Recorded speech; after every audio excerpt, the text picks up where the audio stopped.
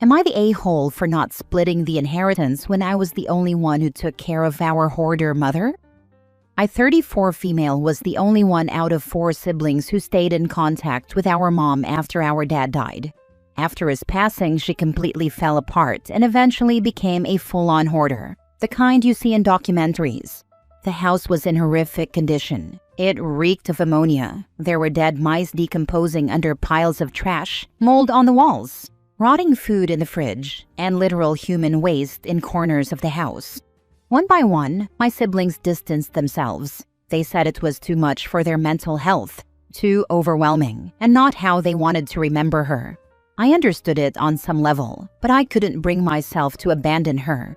So I stayed. I visited her every single week. I bought her groceries. I managed her medications, paid bills she was too confused to handle, scrubbed floors stained with urine and worse. I fought with her constantly about getting help, about seeing a doctor, about letting someone clean, but she was stubborn and deeply in denial. When she died last year, it was me who found her, alone, surrounded by the chaos she'd built around herself. That image still haunts me. There was no dramatic reading of the will, no lawyers involved, just a handwritten note that she had left behind, dated and signed, stating clearly that everything, the house and the little bit of savings, should go to me. Her words, because she's the only one who's been here. And I was. After her death, I had to clean out that disaster of a home. I paid thousands out of pocket for a professional hazmat team. It wasn't just messy, it was hazardous. I dealt with it all alone. The grief, the cleanup, the paperwork, the funeral arrangements. Once everything was finally cleared, the house was appraised. And to my shock, it's now worth nearly $750,000. And now, as if on cue, my siblings have suddenly resurfaced. After years of silence, they're calling and texting, claiming I manipulated her, that I cut them off, that I isolated her to influence her decision. One even had the audacity to say, "You profited off her illness." But I didn't profit, I survived. I lost years of my life to that house, to that trauma. I lost my peace of mind, my health, and almost my marriage trying to take care of a woman everyone else had already abandoned. I told them no. I told them they didn't get to forget her when she needed them and then try to claim her when she became valuable. Now they're threatening to sue me, saying they'll challenge the will even though there's no evidence of coercion or foul play. I don't feel guilty, but I do feel tired. So tired. So here I am asking, am I the a-hole if I refuse to split the inheritance 4 ways just to get them off my back? Now for the top comments. You need a lawyer to get that will validated in probate court. If it's not declared valid, the estate will be divided equally between all heirs in most jurisdictions. At the least, keep your receipts for all the work done to clean it up, as you will be reimbursed before any payouts happen. Not the a-hole. To add to this, try to find any receipts for care of your mom and her home over the last few years. Ask the lawyer at very least if the hours spent can be reimbursed somehow. If you didn't do these tasks, your family would have had to hire a caregiver or cleaners, for example. Good luck, not the a-hole. This is probably the best way to go about things. Make a log of hours, supply receipts. Without a filed will and a mentally ill mother, the estate probably will get split, but you can probably get more reimbursement for your care and attention.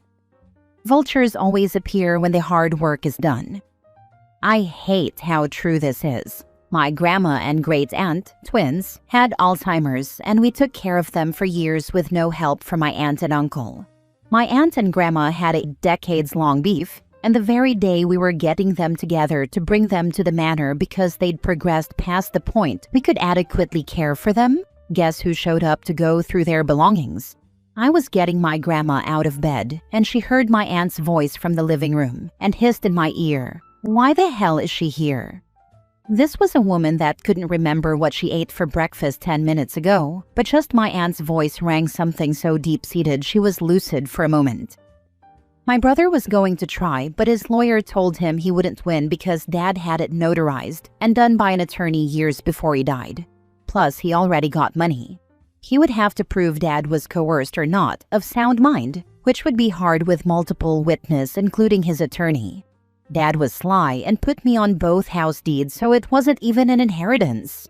It was already my property with rights of survivorship. My dad was a smart businessman and super shrewd. Miss him every day. Next story. Am I the a-hole for telling my sister she's not entitled to our grandmother's house just because she needs it more? Our grandmother passed away a few months ago and left her house to me and my sister equally. The will clearly states that the house is to be sold and the profit split 50-50.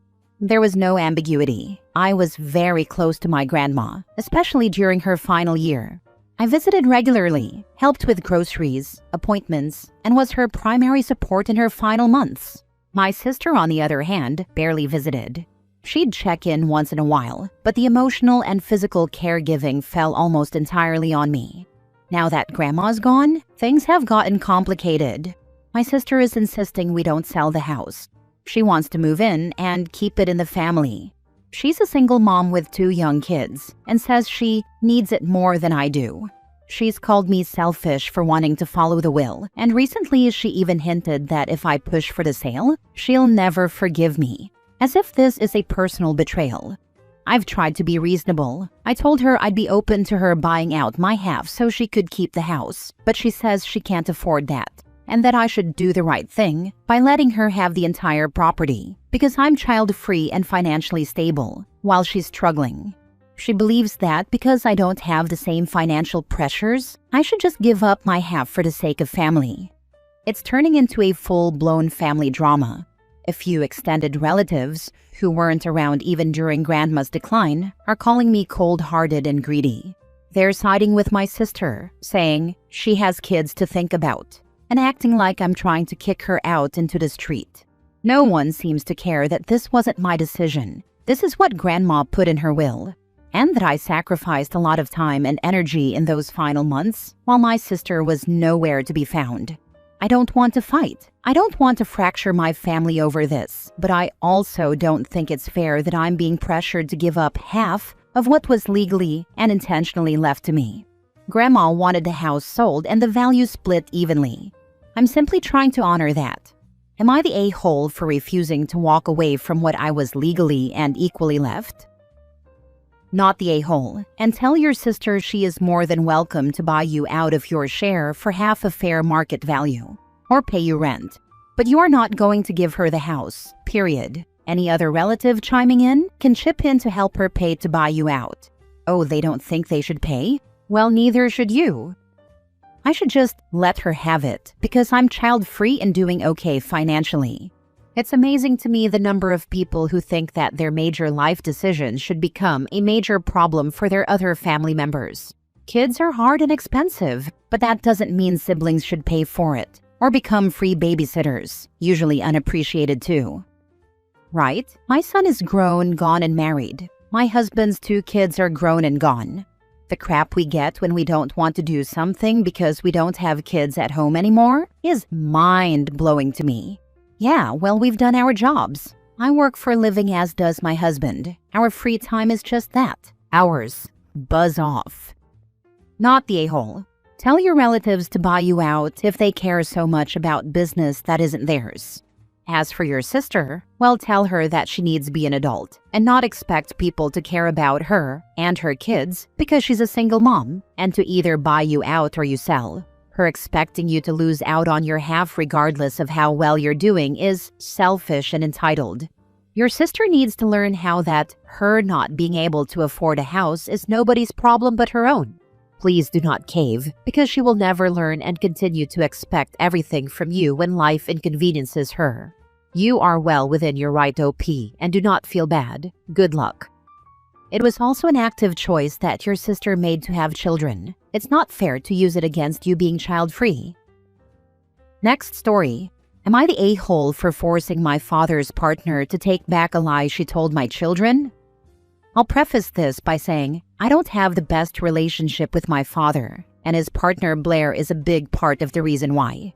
While I don't hate her, she is extremely obnoxious and childish. She's also horrible with boundaries. It feels like anytime someone tells her no, she hears maybe. She's been like this for as long as I've known her. but it's become harder to deal with since I had children, so I try to keep some distance. Anyway, Blair and my father are planning on going to Orlando in July. About a month ago, she asked whether me, my husband, and our kids, 7 male and 3 female, wanted to join them. I thanked her for inviting us, but said no, because we're planning on going next January and there's a pretty big chance I'll have to work in July. Also, and I didn't say this to her, we've been to Orlando with her before, and my husband has stated he'd rather eat glass than do it again. A week later, Blair told me they were getting their tickets and asked me whether I was sure we wouldn't join them. I said I was. Days after that, my sister called me. Blair had told her I was thinking about going while inviting her and her boyfriend.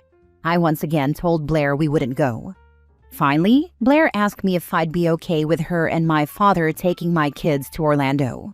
I said no, because we're not even in the same hemisphere as the US, and I wouldn't let my young children travel to a different country without me or my husband. Last week, my sister babysat my kids while my husband and I went out. While we were gone, Blair visited to drop off a gift she and my father had bought for my husband. She also took the opportunity to tell my children we were all going to Orlando in July. My daughter didn't care about it much at first. I think she didn't really register it. But my son got very excited right away. He kept talking about how much he wanted to go to Disney and asking about the trip. And after watching her big brother like that, my daughter jumped on the bandwagon with him. It was both heartbreaking and infuriating to watch them like that. I called Blair and said she had 2 options. Either she'd tell my kids she'd lied and they weren't going to Orlando, or I will. I added that if she told them, she'd have the opportunity to apologize and explain herself, but if I did, I would not do that for her. Blair chose to call my children herself. I kept the phone on speaker to make sure she was apologizing, explaining everything, and making it clear we wouldn't go to Orlando in July. Both my children, especially my son, were upset, but my husband and I had a talk with them and managed to cheer them up. My father texted me yesterday. He said that he didn't appreciate the way I dealt with this. Blair is still upset and thinks my kids are mad at her now. He wants me to apologize, or at least try to get my kids to forgive her, but I don't see why I should. She was the one who lied to my children, and I'm not responsible for Blair's feelings. We're still on this back and forth, and I can tell neither of us is particularly proud about this. Am I the a-hole? Now for the top comments. Not the a-hole. Well, she did lie to your kids after repeatedly being told you were not going to. Dad. 1. Did she ask me if I would go and I answered no? 2. Did she ask us if the kids could travel far away on their own to meet up with you guys? And I said no. 3. Did she lie and tell the kids they were going with them to Disney in Orlando when she knew it was a lie? 4. Did she cause us and the kids undue stress because of that lie? 5. Did she overstep and cross boundaries? The answer to all of these are yes. Therefore, we do not owe her anything, especially an apology. However, you, Dad, need to say you're sorry for gaslighting us with your wife's actions and demanding an apology for negative boundary-crossing behaviors. You both will be on time out until you can act like adults and take responsibility for your actions. Have a nice day. I would seriously consider a no-contact period until Blair learns that lying has consequences. I've considered going low contact with Blair for a while, not due to lies. This was the first time she lied to my kids, but because dealing with her genuinely feels like dealing with a child. Tell your father you will not apologize to liars. Period. Tell him if he persists, you will be going low contact with both of them. Not the a-hole. Of course Blair thinks your kids are mad at her. They should be. Blair created the situation by lying to them, and now she gets to accept the consequences. You can certainly discuss with your kids what it means to forgive someone who has done something wrong. Everyone needs to give and receive forgiveness at some point. But the ideal result is for your kids to tell Blair that they forgive her for lying to them when they are ready to do so. That will reinforce Blair's responsibility for this situation. My daughter isn't mad. She's upset, but mostly about the situation, rather than anyone specifically. My son is very much upset at Blair. Last story. Am I the a-hole for asking my cousin to pay me back for a dress she borrowed and ruined at a wedding? My cousin, 27 female, and I, 25 female, are pretty close, and we've always shared clothes here and there. A few weeks ago, she asked to borrow a dress of mine for a wedding. I was a little hesitant because it was one of my favorite dresses, not designer or anything crazy expensive, but still around $180, and I had only wore it once. I asked her to be careful and she promised she would be. She returns it a few days later in a plastic bag.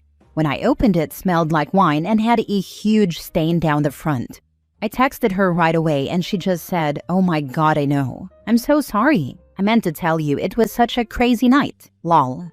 I asked if she could cover the dry cleaning or replace the dress if it didn't come out, and she said, "I don't really have money for that right now. Can't you just wash off the stain?" I brought it to a professional cleaner and they couldn't get the stain out. The fabric is basically ruined. I asked if she could at least split the cost of a replacement and she got annoyed. She said I was being materialistic and that I shouldn't have loaned it if I wasn't okay with something happening to it. I told her that I didn't mind sharing things, but if you ruin something someone trusted you with, it's fair to replace it. She's been cold to me since, and she also hasn't taken any real responsibility for it. Am I the a-hole for asking her to pay me back after ruining something she borrowed? Not the a-hole, and don't share clothes anymore. She 100% knew what she was doing and expected you to just not say anything about it. Don't forget to shame her in front of friends and family. Next time someone hands her something at the family dinner table, oh, be careful. You don't want her to treat that like she did my dress. Oh, you didn't hear that story? She borrowed my favorite dress and ruined it. Huge wine stain. Just left it in a plastic bag. Then she wouldn't even pay the cost of getting it cleaned. Didn't matter. It was totally ruined. Then she called me materialistic and said I shouldn't have loaned it to her if I cared if it got ruined. I honestly wouldn't trust her with that dish of scalloped potatoes. Not the a-hole. If you ruin something you borrowed, you replace it. That's basic respect, not materialism. Crazy night lol doesn't cut it when the dress is stained beyond saving. Being broke isn't a free pass to damage other people's stuff and walk away. She's not mad at you, she's mad you're holding her accountable. Replace shouldn't have loaned it out if OP wasn't okay with something happening to it. With cousin shouldn't have borrowed it if she wasn't okay replacing it if something happened to it. OP should ask for full reimbursement and never lend anything to her cousin again. People suck, not the a-hole. Definitely tell her immediately that you won't loan her anything in the future, not even a scrunchie, since you aren't okay with something happening to it. Not the a-hole. Do you have a family group chat? Then share what happened with them. Remember the picture.